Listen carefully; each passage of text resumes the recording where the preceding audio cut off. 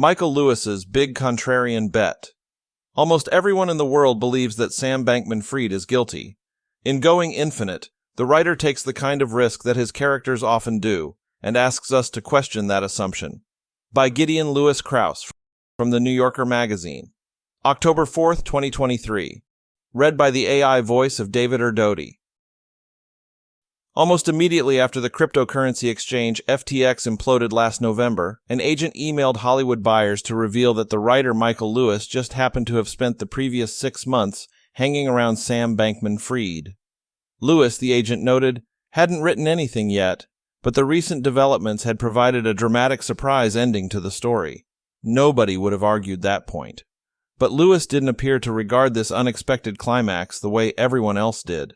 According to the agent, the writer had likened Bankman-Freed's arch-rival, Changpeng Zhao, who had helped set in motion the bank run that brought FTX down, to the Darth Vader of crypto, and Bankman-Freed to Luke Skywalker. This might not have been a particularly weird thing to say a month earlier, but it was a very weird thing to say at a moment when Bankman-Freed's alleged misdeeds had made him not simply the main character on Twitter, but in much of the actual world. Bankman stood accused of having defrauded his exchange's customers of something like $8 billion, which he had apparently used to prop up his flailing crypto trading firm, Alameda Research. Furthermore, he had funneled, or attempted to funnel, his illicit gains into all sorts of nonsense, naming rights to stadiums, Bahamian luxury real estate, a Pacific island where his confederates might ride out one minor apocalypse or another. Bankman-Freed, the son of 2 Stanford Law School professors, seemed to have walked out of a cave one day and become one of the richest people in the world. According to Forbes, which at one point conservatively estimated his fortune at about $26 billion, he was second only to Mark Zuckerberg in the speed of his wealth accumulation. His overnight fame was due in part to the candor and alacrity with which he conceded that crypto was mostly a scam.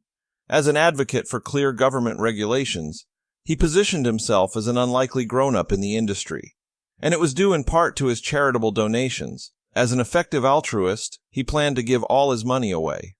In November of last year, the trade publication CoinDesk published a leaked balance sheet that indicated all was not well inside the house of Bankman-Freed. After Zhao, the head of the crypto exchange Freed, tweeted his readiness to dump his financial stake in FTX, customers rushed to withdraw whatever remained of their funds. In about a week, Bankman-Freed was forced to declare bankruptcy.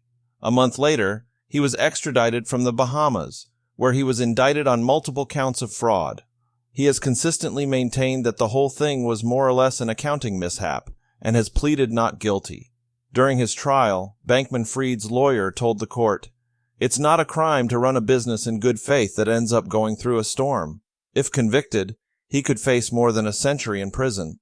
Until the collapse of the Bankman-Freed empire, he seemed like an archetypal character for Lewis, the good kind of barbarian at the gate.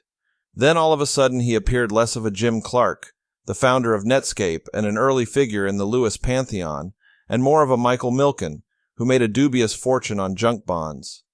Lewis, however, has never seemed particularly invested in villains, and over the past 11 months or so, speculation about his new book, Going Infinite, has become a parlor game among journalists. The representative Lewis subject, Billy Beane in Moneyball, Michael Berry in The Big Short, is a winning contrarian, someone with the brilliance and confidence to see something no one else could, and to wager on it. This might have seemed an apt description of Bankman-Freed when Lewis began following him, in the spring of 2022. In Zeke Fo's new book about the crypto frolic, Number Go Up, he witnesses Lewis interview Bankman-Freed at a conference in the Bahamas, where the author's questions were so fawning they seemed inappropriate for a journalist. The consensus 6 months later was that Bankman-Freed was less of an unkempt prophet than an oafish charlatan. Was Lewis prepared to pivot from an admiring account to a skeptical one?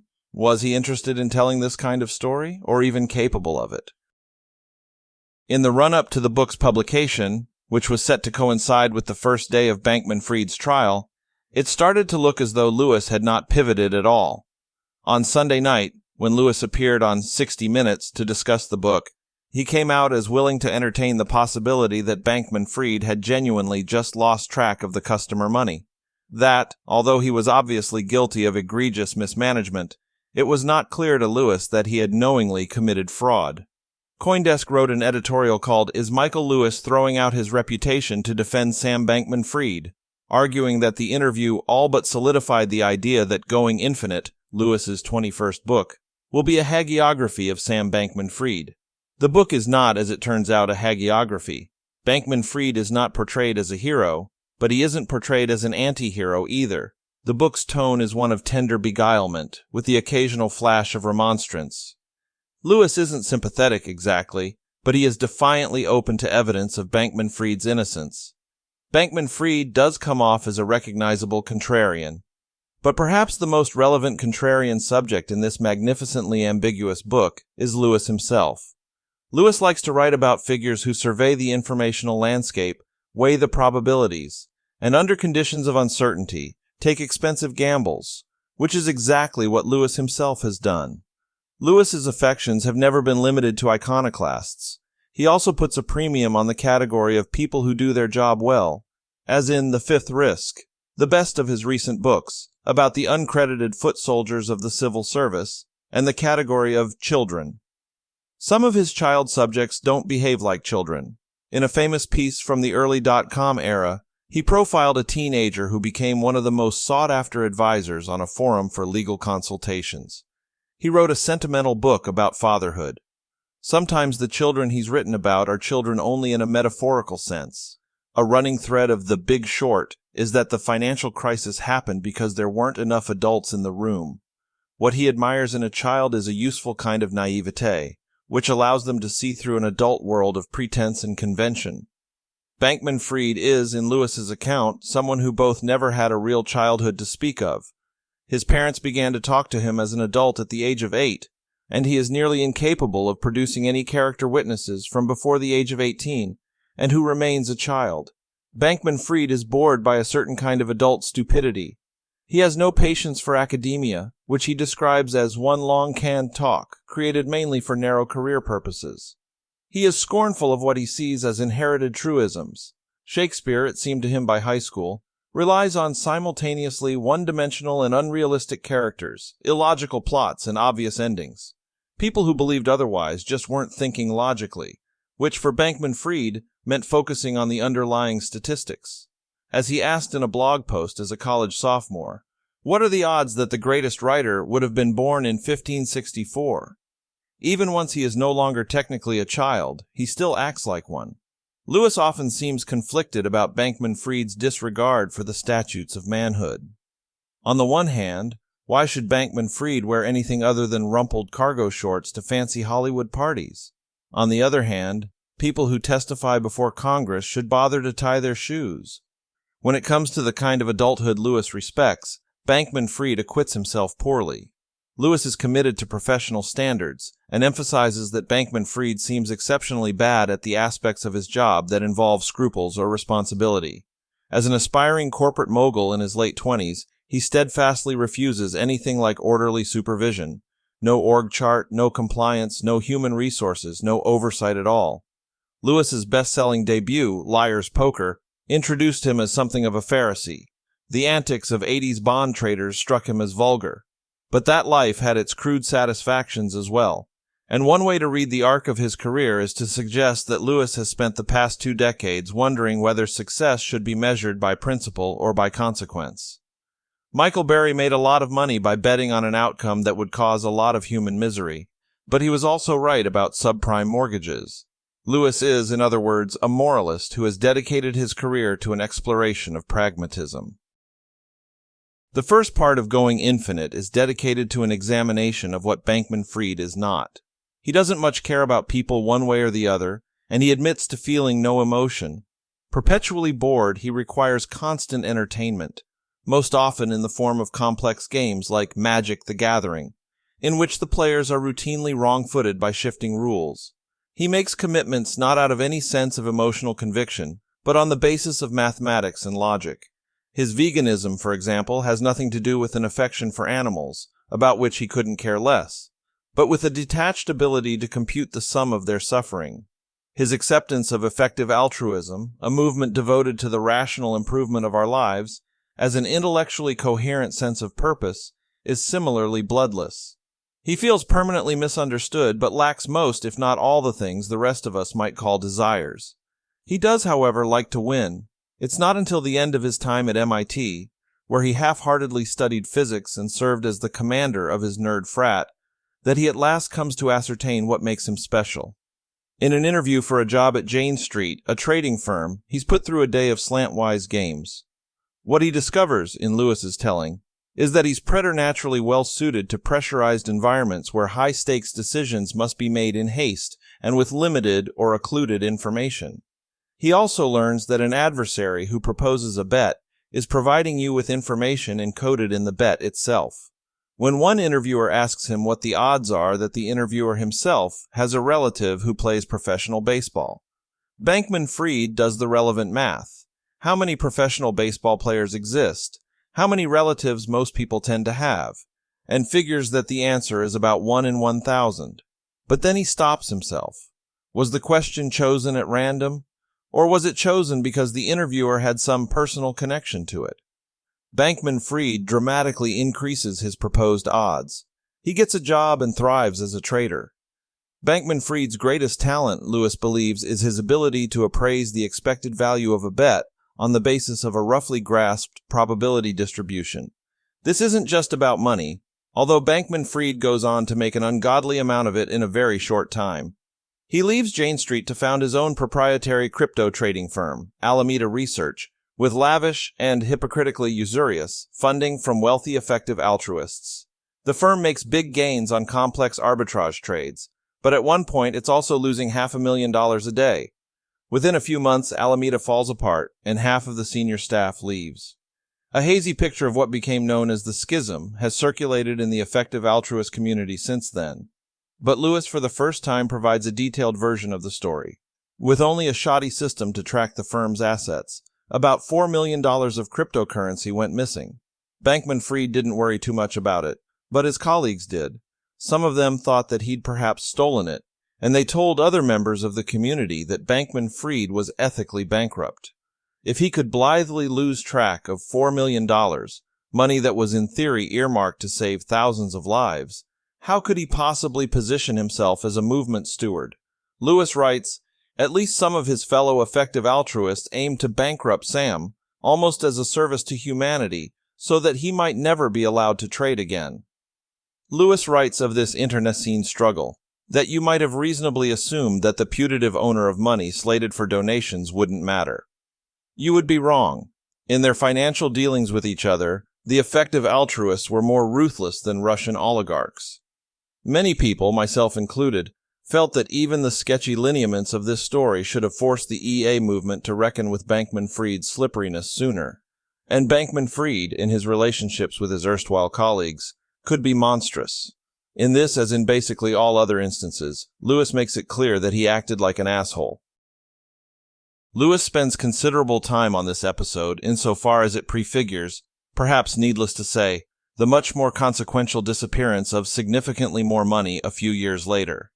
By way of analysis, Lewis describes a thought experiment that means a lot to Bankman-Freed. He tells Lewis to imagine that he has a close friend called Bob. He's great. You love him. Bob is at a house party where someone gets murdered. No one knows who the murderer is. There are 20 people there. None are criminals. But Bob is less likely in your mind than anyone else to have killed someone. But you can't say that there is zero chance Bob killed someone. Someone got killed. No one knows who did it. You now think there's like a 1% chance Bob did it. How do you see Bob now? What is Bob to you? As Lewis glosses the thought experiment, one answer was that you should never go near Bob again. There might be a 99% chance that Bob is the saint you always thought him to be, but if you're wrong, you're dead. Treating Bob's character as a matter of probability felt problematic. Bob was either a cold-blooded killer, or he wasn't. Whatever probability you assigned before you found out the truth about Bob would appear, after the fact, unfair and absurd. But where Lewis, like most people, reaches by instinct to make some judgment, Bankman-Freed is content to keep Bob's entire probability distribution in his head. There is no way to deal with Bob right now that is just, Bankman-Freed says. It's not entirely clear what this means. Would Bankman-Freed hang out with Bob or not? But Bankman-Freed seems to be endorsing a wait-and-see approach. He extends the analogy to the missing funds. We'd either get it back or not. The money, for its part, ultimately showed up, trapped in the netherworld of a Korean cryptocurrency exchange. There's no question that Alameda would have been better served by a more conventional, or even any approach to accounting. Bankman-Freed, however, was right that the missing funds were probably going to show up sooner or later. The post-schism company, Lewis writes, was no longer a random assortment of effective altruists. They were a small team who had endured an alarming drama and now trusted Sam. He'd been right all along. For what it's worth, Going Infinite is a stupefyingly pleasurable book to read. It's perfectly paced, extremely funny, and fills in many gaps in a story that has been subjected to an unholy amount of reporting. In the first chapter, Bankman-Freed stands up Anna Wintour at the Met Ball. Later, Caroline Ellison, Bankman-Freed's on-and-off girlfriend, one can't really call her a romantic interest, given that Bankman-Freed by his own account has no real concept of romance or interests, sends him bullet-point memos about her hopes for a real relationship. As Lewis puts it, she clearly wanted to be heard, and equally clearly sensed that her intended audience was likely to be playing a video game as he half listened. Apparently unable to deal with this memo, Bankman-Freed decides not to return from a trip to Hong Kong, and abruptly moves the whole operation there. The financial atmosphere there seemed to suit Bankman-Freed's affinity for total instability. Lewis compares it to a chessboard with a voice embedded in it to shout rule changes in the middle of every game. A few years later, when Ellison tries her hand at another memo, practically begging that he acknowledge their relationship, he gets a one-way ticket to the Bahamas. Sam wanted to do whatever at any given moment offered the highest expected value, and his estimate of her expected value seemed to peak right before they had sex and plummet immediately after. He spends huge amounts of money on unbelievably stupid things, like a $15 million endorsement deal with a third-tier Shark Tank influencer that required virtually nothing in return aside from a few autographs. Some of Bankman-Freed's political donations seem not only corrupt but dopey. He wants to pay Donald Trump to not run for re-election, and that's one of his better ideas. The campaign allegedly requested $5 billion, a little steep for even Bankman-Freed. When contacted by The New Yorker about this claim, a spokesperson for the Trump campaign responded, "Isn't Sam Bankman-Freed a liar who has been outed as a fraudster and someone that can't be trusted? Sounds like Sam Bankman-Freed is back to his conning ways and trying to deceive people." Almost all the ways Bankman-Freed spends money are inane, especially for a purported effective altruist. He puts $250,000 into a 14-inch, 2,000-pound tungsten cube for no reason. He lives in a penthouse with a private beach where he never sets foot. Bankman-Freed isn't a true believer in anything, really, but he definitely wasn't a true believer in crypto or its apostles. After he meets Zhao at a conference, he observes, "CZ sort of just says things. They aren't dumb, they aren't smart." Bankman-Freed seems interested in crypto primarily because it's a market of dummies with $100 bills lying all over the ground. But, Lewis writes, Sam shared an important trait with the crypto-religionists, a dissatisfaction with the world as he found it. He did not have any particular hostility toward governments or banks. He just thought grown-ups were pointless. The main requirement for his board members, the other two of whom he was unable to name, was that they don't mind docu-signing at 3 a.m. Docu-signing is the main job.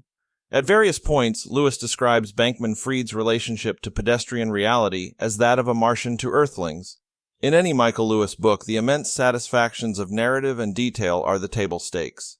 What differentiates this one, which may one day be regarded as either the pinnacle or the nadir of his career, is his personal exposure in the reputational market.